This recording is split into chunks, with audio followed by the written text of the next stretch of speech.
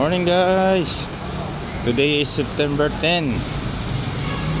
Rainy morning guys. Dito tayo sa Panay Avenue, malapit sa M-Place, South Triangle. Shout out nga pala guys doon sa lugar namin, dahil piyesta ngayon sa Nabunturan. Piyesta ngayon. Shout out sa mga namiesta ngayon.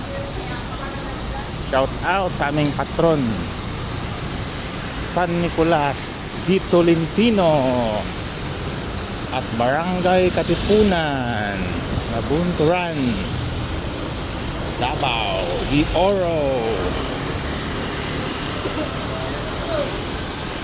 Mga traffic dito sa Panay Avenue guys.